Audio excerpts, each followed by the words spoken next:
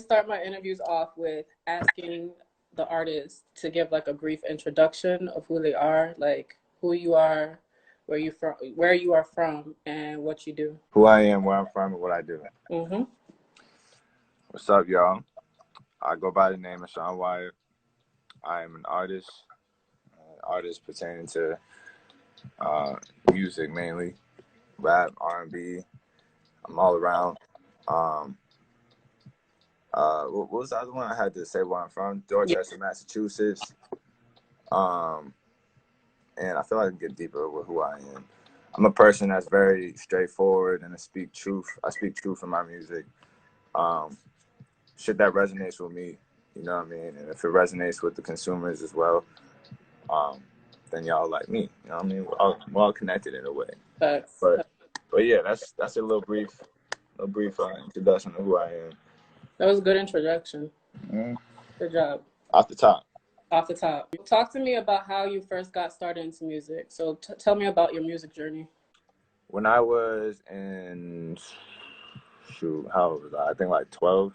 Mm-hmm. I was like middle school, I think. My sister, like she was a tomboy back then, but like she would listen to like mad rap. You know, my uncle would put her on to like mad rap, because I wasn't really like a music kid growing up. You know what I mean? I would just analyze everything, but she would rap. You know what I mean? And I remember she told me like, you should try it. You know what I mean? So I hopped on the computer, YouTube, and we'd write to like little Ninth Wonder beats. We'll write to like Little Brother, like real boom bap beats. You know what I mean? Like, that's how I got hit to like Common and Most Def, and I was like, yo, it's just kind of fire. I fell in love with the craft, but I wasn't like really like dedicated to it as a kid. You know what I mean? Like, you want to experiment all these other things. So I kind of stopped, and then my cousin Najee, he's part of a collective that I'm in called Most High Kingdom. He put out like his little CD that he made like in high school. No, it wasn't in high school. It was like middle school, but he put it out, and I remember that inspiring me, yo, because I was like, yo, I don't got the courage to like put something out, you know what I mean? Or show people that I do this, because I was always to myself as a kid. I was very like reserved, but over time, high school came, got into high school and started just like skipping class to like master the craft of recording with my boy. And yeah, it just grew. I just fell in love with it. After senior year, I was just like, yo, I want to do this for the rest of my life, yo. So yeah, it just kind of grew over time. It just grew over time. Exactly. What do you think sets your music apart from the other music that's coming out of Boston right now? So what makes you unconventional?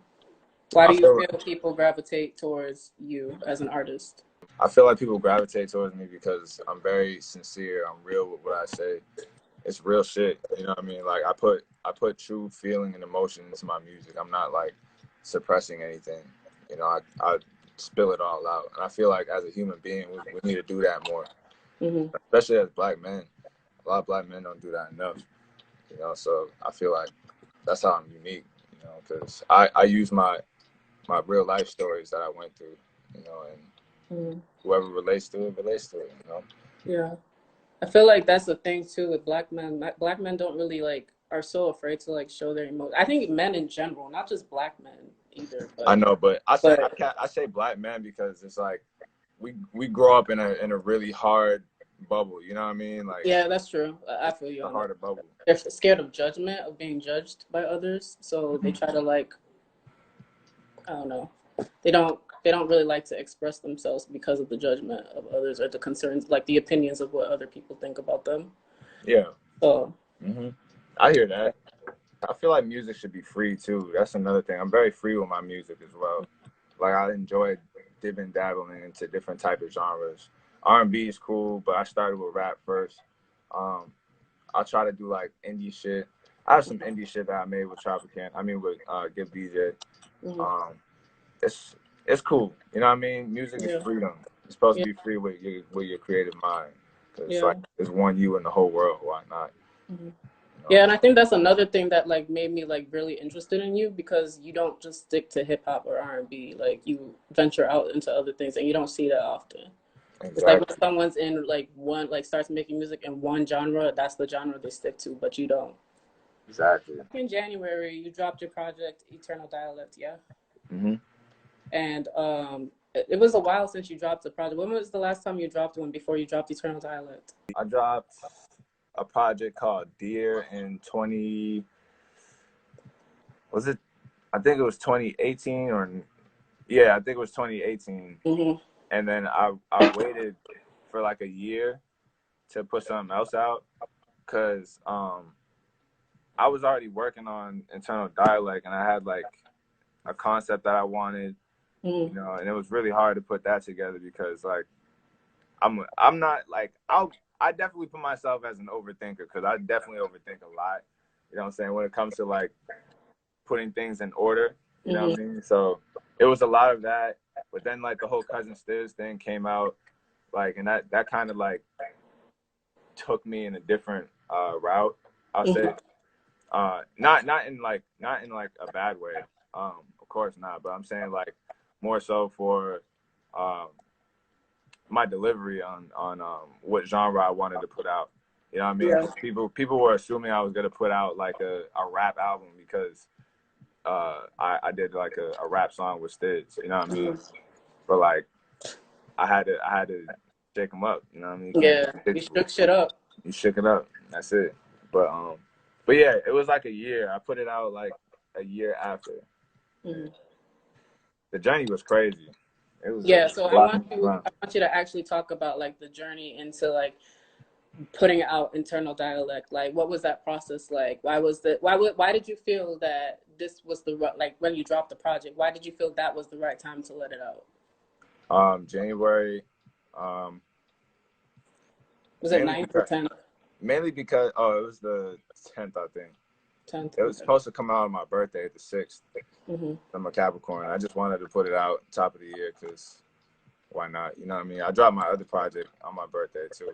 Mm-hmm. But it felt like a right time as far as like the storyline too.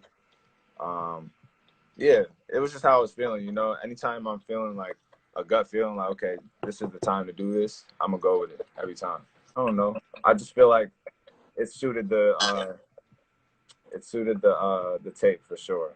Yeah. You know, January is a good time to drop. It's top of the year. Yeah, it's top of the year, new start, Hmm.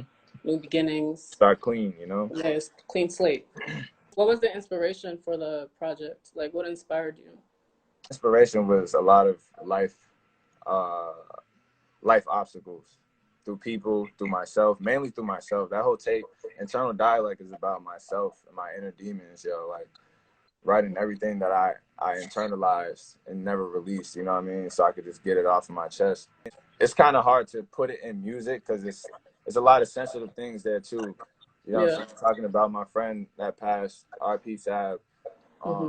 like that was like in the process of making the album, like she passed, yo, like, and that shit kind of like put me under the weather, but I had to release it. You know what I mean? Like I use peace in that.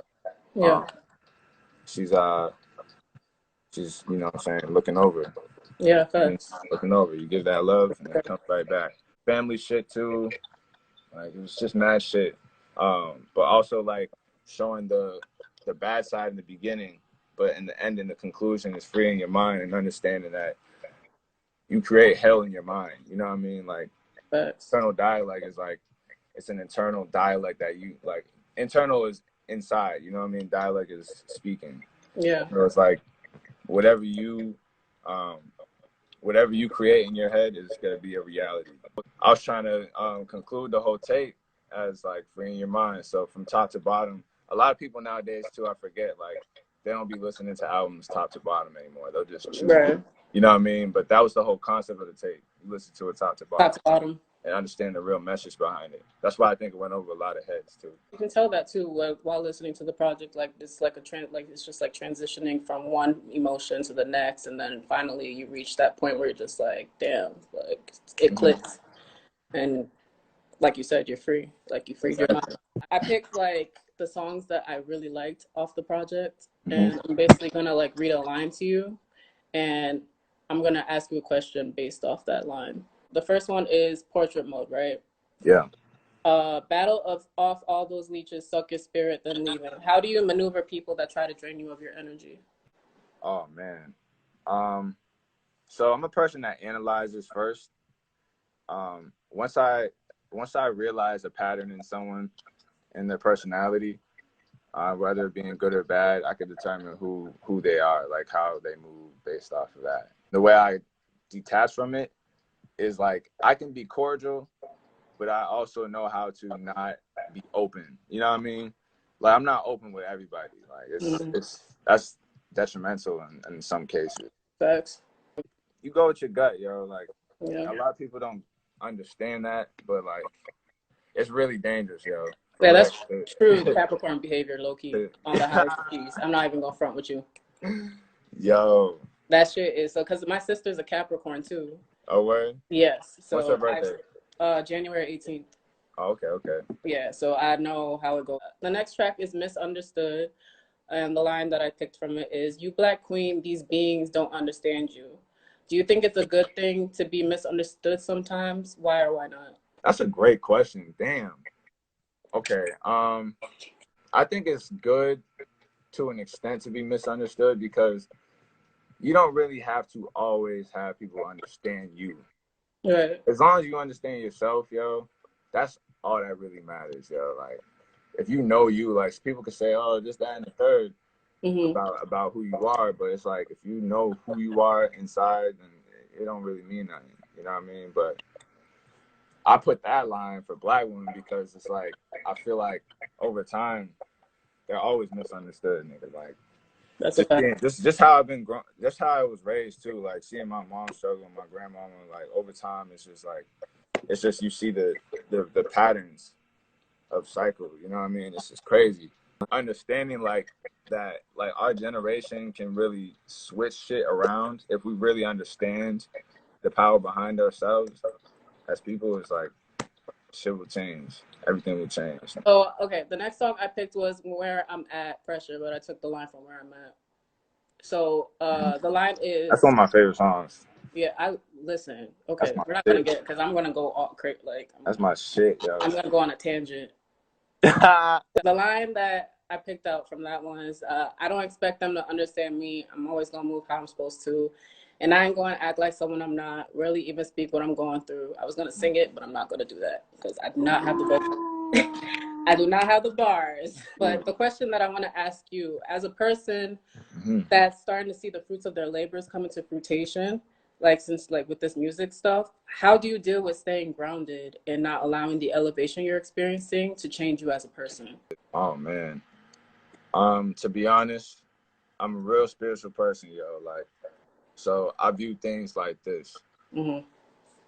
Like, generations of just being poor and not having nothing and having joy. That's the key, yo. Like, having nothing but having joy, though, like solid happiness, versus having the material, and being unhappy. You know what I mean? So, like, the way I maneuver through that is like, okay, regardless if I have all this shit, regardless if I have assets and all these people bringing me up and shit, it's like, it don't really mean nothing unless you have real intention behind what you're doing. Exactly. You know? Yeah, I totally agree with you. So it's like, because I've had mad encounters, yo, like being with Slip and Slide Records, Atlantic, Sony, like just like over years, just like ghostwriting mainly. And I would always be like, yo, when is it gonna be my time to like drop music? When is it gonna be my time to, you know, bask in my light? Why I gotta give my shit to someone else? You know what I mean? But like, that's the business side, and I didn't understand that. Right. But like, I had to understand, like, okay, you're in control of every step you take. So it's like, if you want to do this the real right way, correct way, take your steps with intention and understand that the universe is gonna give that back to you. Like, however you put it out. But you determine how you want your life to go. You can determine how you want it to end. So, divine timing. Exactly. With the divine timing. With the keys. Okay, yeah, that's the key. That's for sure. That's the real keys. So hard. Let me tell you something. It was so hard to pick songs to ask questions from because I damn near like the whole project, and I'm not capping right now. I'm not trying to be like his Thank you ass. so much for real. Like I'm not even playing. So this was hard. The final song that I picked out was "Pull Up," and the line that I picked from it was "Can't backtrack. Team needs me focused. Good bag, big bags, take everything." So I want to ask you, what do you do to get your mind right when you feel like you're being distracted or not focused? Man, I feel like that's a struggle with a lot of people, yo. What I be doing, I had to. Okay, if I'm around too many people, I had to take a step back sometimes and just be like, okay, I need to sit in my own space real quick and just understand, like, okay, what's the next steps for what I got to do for myself, and not just me, my team. You know what I mean? Like, can't backtrack. Team needs me focused. It's like, it's arm, leg. What is it? Arm, leg, head. It's like we're all a functioning. Oh, okay. You know what I mean? Yeah, Together. okay, Like, I get what you know what I mean? Yeah. That was kind of all over the place, but yeah, like we all have to be on our A game, because it's like the way you present yourself, you never know who you'll run into. Yeah. So it's like you have to be focused at all times, yo, because this shit, you really only get like one solid shot. Yeah. One solid shot, you know what I mean, to spark interest in somebody. I mean, I'm still struggling with that a little bit. Yeah, you're human. This quarantine shit has been getting me back on my shit, you know what I mean? Like a lot more. Shit, because my mind is so sporadic, yo. Like, it's all over the place. I feel like a lot of people are scared to sit with themselves, yo. Like, which is important. Weird. That's important, yo, for real. Because I feel like you can't really know yourself if you don't spend time with yourself. Exactly. And it's not easy. It's not at all. Easy either, no, yo. Like, not at all. But you can't, like, having a lot of other energies around your bubble and a lot of other opinions too. It mixes with your own, and you mistake their opinions for your own. Right. You know what I mean? So it's good to have solitude, so you can really think and understand where you want to go with yourself, because that's the main. You matter. You're the main person that matters. Exactly. Because at the end of the day, all you got is you, really. Right. Exactly. Well, I think I told you, like, in your live the other day, but so basically, I was in Boston in the end of February, right? Because I was interviewing Luke Bars from Van Buren, like I'm cool with them. My dog. But they took me to your show on the 29th. That's how I discovered you. Oh, word? Yes, I came in with them. I was like, they're like, yo, our homie Sean is having a show. You should come. I was just like, okay. But then, like, when I got there, I remembered, like, I did hear you off of Cousin Stizz album, too. But I feel like me going to that show was, like, a proper introduction to who you are. And I was blown away. So I was just like, thank you, yo. For real. Yeah, I'm gassing you right now, but I can't. You're not gassing me. I'm taking it. I need it, for real. Thank you. Like, when I went to the show and I heard you perform it live, and just like seeing you in front of your like people and your family, I was just like, yo, this guy got it. So I wanted to know, what was your favorite song to perform that night and why? Because you performed hits after hits. Yo, it was just like hitting. Like, literally, it was like the first track, boom, second track, hitting. Like, yeah, it was hitting the heart, because you were speaking some shit. And, like, your stage presence is really good. Thank you so much, yo. My favorite track that I performed that night had to be, what's that shit called? Slice Lemon / Outlandish. I think that was my favorite because, like, one, the instruments, like, the band, oh my god, crazy. That my brothers is nice, yo. My brothers is nice. Perfect. Some Berkeley heads, man. You know what I mean? And Gibb, my producer Gibb too. He was on the guitar doing his thing. Shout out all y'all. It was dope to share the stage with them and just do that song, mainly because it was so close to home, and it was a lot of releasing and messages that I want to share to my people too. It's like, you know, so letting that shit out on stage, speaking your truth, you know what I'm saying, with all eyes on you and not just like they have it on headphones. They see you in person. They see your aura, you know what I mean? They understand you genuine. I think that was mad fun. But the whole tape in general, going all the way top to bottom, that was just life-changing, yo. As a new fan, just being there and listening to the songs, it really was hitting. Like, I felt it. like it was like a spiritual type of connection. You know, I don't know if that's weird to say. Like, I don't know if that makes sense. No, it makes sense. Hell yeah. Yeah. So I was just like, it's like I felt very drawn to like the words you were saying, speaking, like singing through your lyrics. I was touched that night. I'm not even going front. I felt like I had like a baptism, bro. Let's go. Let's fucking go. I'm glad that they introduced you properly to me, like, cause yeah, I still like I've been like I kid you no lie. I left when like March 1st. I've been bumping your project since then. Wow. Every day. If it's not like if it's not the whole song from top to bottom, well, I mean the whole project from top to bottom, then it's like 2 or 3 songs a day, literally. I appreciate that so much. Yo. Yeah. Like, that's music to my ears. I need to hear that. Yeah. So obviously you're doing something right. You're on the right path.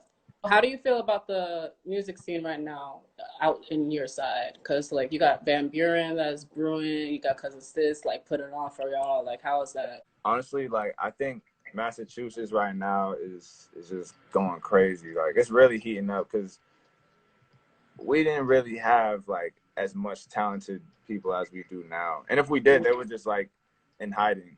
You know what I mean? Like, but everyone's really coming out and doing their thing, and it's like they're being so real. Like, you can sense who's real and who's not. I'll say that. Honestly, I think that's just dope to see, yo, because we don't really got much in Boston. We don't have shit, actually, because like we always have to move like either to New York, Atlanta, LA, like to really take things to the next level. And that's okay, but like it's also dope that people are flying to the city to see us. You know what I mean? Like, at that show I did on the 29th, some people from Universal Music Group came. You know, wow. From LA. And I'm just like, y'all flew to Boston. Like, that's the shit I want to do more. That's crazy. Make them come to us. You know what I mean? Like, invest over here too. But yeah, it's dope. I think that's really it's really dope to see like how people are growing, how far music is elevated, evolved. And you guys got some good producers too out there. Ty, freaking Latrell James, like you guys are killing it. Yo, Ricky. You guys are literally Boston is starting to, like, Massachusetts as a whole is starting to become like a conversation in hip hop, like music. Yeah, it's starting, yo. It's starting. It's like, you can see it. It's a rebirth. It's getting beautiful, yo. I'm really falling in love with it, yo, every day. Yeah. We gotta just keep pushing, though. And also, I like the unity, too. The reason why I fuck with Van Buren, bro, like, they're so, like, they're just real people, yo. You know what I mean? St. Leor, Luke Bars, Giles, Lord Felix, et cetera, Meech. You know what I mean? Like, the whole team, Van Buren, like, I fuck with them because they had real, genuine conversations with me. I'll say that. Yeah. That's just on my one-on-one with them. I fuck with that shit. Michael Christmas, Stizz. I'm just noticing people are like, they're like one big happy family. They're huddling up. Yeah. That's something that we was missing. You know what I mean? Like, a lot of people didn't want to huddle up back then. So how was it working with Cousin Stizz? I feel like you kind of like touched it a little bit because that social track was really good. And like, did you guys know each other before he blew up? I knew Stizz like through the internet first. I was in high school when he inboxed me. He wanted to work like 2015, but I wasn't taking music serious. I was still in high school. I didn't know if I wanted to go to college or, you know what I mean? Like, I was like, whoa, that's different. But divine timing, yo. Like, it was just a phone call for, like, I remember like my producer Gib. He called Tim and asked him, like, do you know any like Atlanta producers or studios I could work on over here? And then like Tim responded with like, nah, but yo, you trying to get Sean on the Stizz album, this and that, we got an open slot, da. And it just went from there. Oh, that was easy. We worked through emails. Yeah. But your chemistry is crazy. Like, the chemistry on that track was crazy. Like, yeah. It was a fun song. It was a fun song to make. Yeah. You know?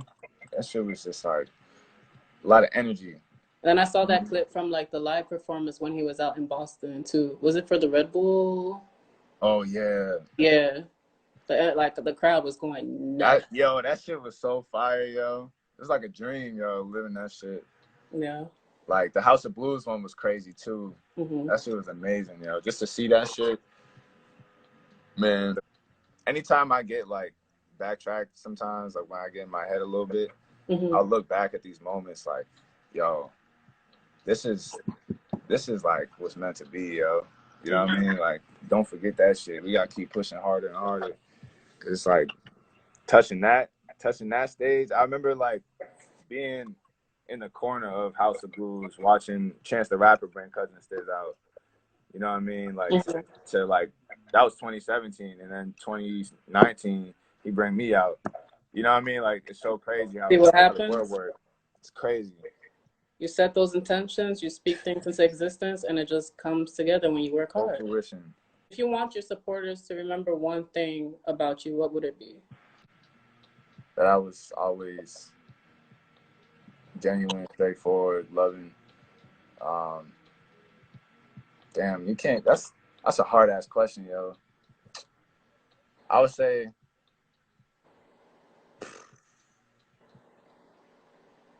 damn, I'm a great sorry. I question. just hit you with That's a the great uppercut. question. I'm really thinking, yo, like, All damn, this yo. work that you're putting into what you're doing is like, what is it that you want people to take away from it? Like, how are you, like, I know you're doing this for you, but I'll at the say same this. time. I'll say this to that question. Hmm. I'll say, um, I have no expectation of how people view me. I'll say that I have no expectation, and however you see me, like that's just what it is. You form your own assessment based on what you hear, what you feel. Hmm. I'll say that. How old are you? I'm 24. If you could look back to yourself 10 years ago, Cool. what would you tell your 10 that like yourself back then that you would want to know, like you would want them to know that you've learned now? Does that make sense? Did I say that correctly? Let's say it one more time. Okay. You being 24, right? Mm-hmm. Looking back at your younger self 10 years ago, let's say 10 years ago, right? 10 years, yup. What would you want yourself back then to know Mm-hmm. now? Or what? Damn. Oh, I got what you, I think I get what you mean. Like what would I tell my younger self? Yes. I'll be What would like, you tell your younger self that you've learned now that I'll you be would like, want them to know? do Get to this point. everything, stick with your people, and don't let no one else in, cause y'all could do it. You don't need nobody else. Facts. You just keep moving forward. They want to be a part of what you got going on because they know what's coming. Y'all just got to know what's coming. So you being who you are, Sean, stick with what you got. Go full in. No Yeah. half-assing. Yo, that's the main thing I'll say. Put that work My in. younger self. Facts. Yeah. Do you feel like back then when you were younger, you weren't really taking yourself seriously during that time? I taught myself confidence. No one taught me that shit. Mm-hmm. I had so many fucking childhood traumas that I had to detach from, yo, to really do this shit. Mm-hmm. You know what I mean? From like to really bask in what the fuck I want to do for myself. I had to detach from all that shit and Mm-hmm. understand like, nigga, you that nigga. You know what I mean? Like you that nigga for sure, for Yeah. sure. Like there's no but ifs or buts. But I had to really bask into who I am as a person. Okay, with this quarantine we're going through right now due to COVID-19, I don't know if it's messed up any of your plans that you It put. messed up everything. It It messed up messed so up many everything. bags. It messed up so many moves. Yo, it messed up It everything. messed up everything. The question I really want to ask you about the quarantine is a lot of people have been talking about, like, as a creative, that this is the perfect time. Like, you need to, like, put out content. You need to do this. You need to do that. Do you feel like the quarantine is the right time to keep busy, or do you feel like this is the time where people need to, like, just, like, get right with themselves? I think it's important to stay busy for sure Mm-hmm. with whatever you do, whether it just being normal work, whether it be your craft, just fully dive in that shit, yo. This is the perfect time to do that. And also balance out time for yourself to really like self reflect and shit, like and smooth like that. I think it's a good time to do both. Mm-hmm. Like Do you feel that way? part of me wanna like parts of me wants to just like um put mad music out. Like I want to just put mad music out. But at the same time, I understand that's not smart. You know what I mean? Like, I'd rather work on the next tape and the next tape, the next tape, and videos and artwork and content, and just conjure up as much as you can, curating as much content as possible. And then when the time comes, where all this shit ends, that's when you're in 2035. You know what I mean? Like, ahead of the game. Yeah. So it's like, it pushes you forward when you start, like when you're you're working on yourself too. Right, exactly. And it's like you'll find out new things. Like, you'll get inspired. I mean, it's not really that much inspiration running around here, but like going in the street and just seeing empty shit, you know what I'm saying? Like, going to places, everything's closed down. I think that's inspiring. It's something to talk about. I feel like reading too. Yeah, reading has been heavy. Like, you get a lot of inspiration from just like reading books and stuff too. And I feel like this is the perfect time to like perfect the skill that you, or like learn a new skill or perfect the skill that you've been working on and stuff. But at the same time, like, if you feel like you need to take time to do what you need to do for yourself, do that. Exactly. If you feel like you need to sit back, do that. Balance it. I just don't like the narrative. Like, people are like, oh, you have to do this, you have to do that. It's no have to do whatever. You can do whatever you want. Balance it out.